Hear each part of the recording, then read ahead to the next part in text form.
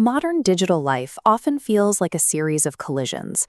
We occupy a landscape defined by high tension, intense polarization, and the constant, aggressive weaponization of information. To map these interactions, the personal responsibility system uses three core symbols. The first is the triangle.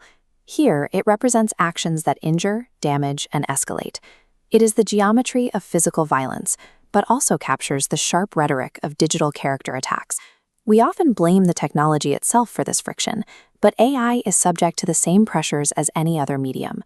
Right now, opaque corporate incentives and extractive capitalism are pulling these systems directly into the triangle. To step back from the edge of this conflict, the framework suggests a specific sequence. You cannot jump directly from hostility to peace. You must first pass through the square. This is the square, the space of transition, reflection, and decision-making.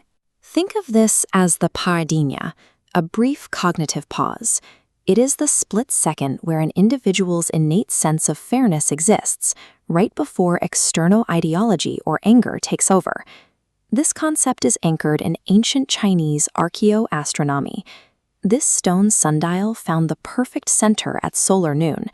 That act is captured in the ancient character for zheng. The vertical stroke records a shadow perfectly centered, representing absolute balance.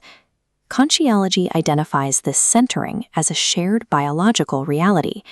Every human possesses this precognitive capacity for fairness before cultural bias or external manipulation can intervene. By training ourselves to recognize this pause, this square, we can use it as a buffer. The same precision used to align the sundial becomes a method for resisting the rapid-fire stimuli of modern psychological manipulation. To scale this idea, the framework utilizes AIW, artificial intelligence and wisdom intelligence.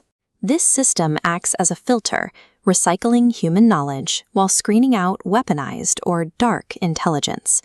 This technology is translated into human terms through the Rio 8. These characters, including Zé Maca and Copa Joe, act as cultural bridges. Using a method called lingua cantata, these characters communicate through music and rhythm. This allows the core lessons of the square to bypass language barriers entirely. Each character models specific emotional states, from mischief to authority, helping the user identify which behavioral shape they are currently occupying. Whether for a child or a global leader, the goal is the same: to stop in the square and ask one fundamental question: what shape is operating right now? When we successfully navigate the square, we reach the final destination, the round. This is the geometry of humanization, empathy, and belonging. If the triangle attacks and the square evaluates, the round simply asks, "Are we okay?" It is the logic of collective health. This logic can be scaled. If we can ask that question of a person, we can also ask it of a digital economy. Platforms like PicWeb.ai and the Guamdex system take the round principle of fairness and apply it to the flow of money and data. In this model, the square takes the form of a transparent ledger.